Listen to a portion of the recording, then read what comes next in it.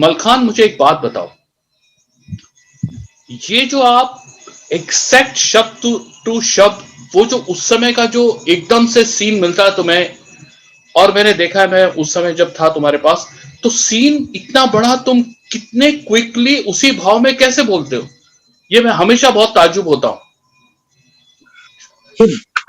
भाव तो आ चुका है ना कि काफी साल हो गए करते करते, एक तो शिव जी को, और शुरू में अभ्यास करते करते एक ही चीज याद रखी थी कि जितना हो सके सॉफ्ट, आराम से। मतलब यहाँ पे सर बहुत मिथ है आवाजों को लेके कि आवाज भारी होनी चाहिए, आवाज ये होना चाहिए। तो मेरे ख्याल से जब हम शुरू कर रहे थे तो बहुत अपने अंदर से आवाज आनी चाहिए जो आत्मा को छूती है लोगों को। बहुत बढ़िया, बहुत बढ़िया। वो आवाज कैसी भी हो सर, वो दिलीप साहब की हो, मिथुन सर की हो, अमिताभ बच्चन जी की हो, वो इरफान सर की हो, वो आवाज छूती है सर आत्मा पे, अंदर से आनी चाहिए। अंदर सर। वो सच्चाई से जब भी आप बात करेंगे ना, जब भी आप उस समय उसमें उतना सच डालेंगे जितना वो है, तो आवाज अपने आप अच्छी होती है। तो क्या होता है ना सर, एक आडंबर होता है और एक इनर होता है, जहां तक मुझे समझ में आती है बात। आप ये नहीं कह सकते कि मैं आडंबर नहीं करूंगा, तो आडंबर भी उतना ही जरूर, वो भी शिव का ही अंश है जो बाहर का अंश है। मतलब आपने कहा कि आवाज बनानी नहीं चाहिए, पर उसमें भी सच्चाई आए, सच हर जगह है। वो बाहर भी है, वो अंदर भी है। तो किसी महान आदमी ने कहा है ना कि मुझको बाहर ढूंढ रहा है तो अंदर कौन समाया, तो अंदर ढूंढे तो बाहर किसकी माया। वाह वाह वाह, क्या बात है। तो ये दोनों चीजें बहुत जरूरी है। आप ये नहीं डिनाई कर सकते कि नहीं नहीं, आप आवाज आपको कई जगह पे बनानी भी पड़ती है। जैसे आप बच्चे के साथ बनाते हैं, अपनी माँ के साथ बनाते हैं, जब गहराई की आवाज होती है, जब कुछ आपको दुखद घटना हो तो आपकी आवाज अलग होती है। आपका आडंबर की घटना, जैसे आपको नाटक करना है तो आप जोर के चिल्लाएंगे। अब मैं आपसे कहूं कि मैं रश्मि रथी की अगर ये कविता कहता हूं कि वर्षों तक वन में घूम घूम, तो आप उसको ऐसे नहीं कह सकते आराम से, उसमें एक पेस है अलग। तो हर एक का एक पेस आए।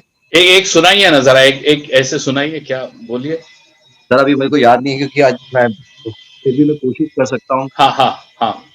वैसे तो मैंने अभी कबीरा का पढ़ा था सर एक दिन। तो वो कह रहे थे, मुंह को कहाँ ढूंढे रे बंदे, मुंह को कहाँ ढूंढे रे बंदे, मैं तो तेरे पास में, ना तीरथ में ना मूरत में, ना एकांत निवास में, ना काबे में ना कैलाश में, ना मंदिर में ना मस्जिद में, मैं तो तेरे पास में।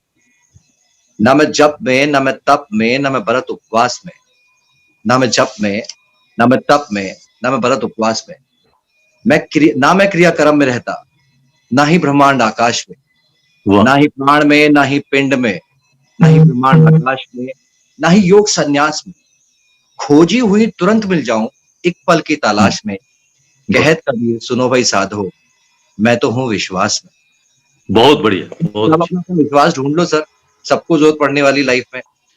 सब, तो मेरा कहने का ये है कि सब अपने तरीके से करेंगे और कोई बुरा नहीं होता सर। मुझे आज तक कोई भी एक्टर बुरा नहीं लगता है। जिसमें जितनी समझ होगी, जिसने जितना जीवन में झेला होगा, वो वैसा ही परफॉर्म करेगा। तो आप एकदम उसको ये नहीं कह सकते कि आप सलमान सर की तरह परफॉर्म कर दो या इरफान सर की तरह परफॉर्म करो। ये जो मैंने कभी ऑडिशन में भी सुनता हूँ कि आप शाहरुख की तरह परफॉर्म कीजिए, वो गलत है सर। वो आपको ये कहना चाहते हैं कि इनकी तरह ये आइडल है आपके, इनको देख लो। वो आप क्योंकि आप एक बात समझिए कि सलमान सर अगर परफॉर्म करते हैं तो उनके पीछे सलीम सर है, तो उनका अभ्यास बचपन से ही शुरू हो रखा है। हमें 23 साल तक ये नहीं पता था कि आवाज भी मॉड्यूलेट होती है। करेक्ट। तो फिर हम गलत कहां से हुए? हम तो किसान के बच्चे हैं। अब किसान का बच्चा अगर चाहता है कि मुझे कुछ करना है लाइफ में, तो अचानक उसको वॉइस मॉड्यूलेशन पता लगती है, स्पीच थेरेपी पता लगती है, तो उसको पता लगता है अब तक तो हमने कुछ किया ही नहीं। अब दो तरीके होते हैं, या तो आप पीछे फिर से हुई जिंदगी जियो, या फिर अपना नया मुकाम बनाओ। तो मेरे ख्याल से जितना हो सकता है आप कॉपी, आप देख लीजिए कि ऐसा करना है, पर कीजिए अपना ही, तो आपको सब पसंद करेंगे। फिर आप बच्चे की तरह रहेंगे, एक इनोसेंस। Lights, camera, action.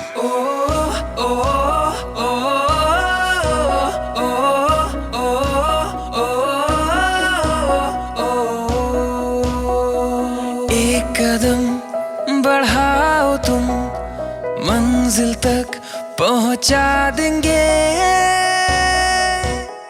तुम्हारे ख्वाबों को पूरा करके दिखला देंगे।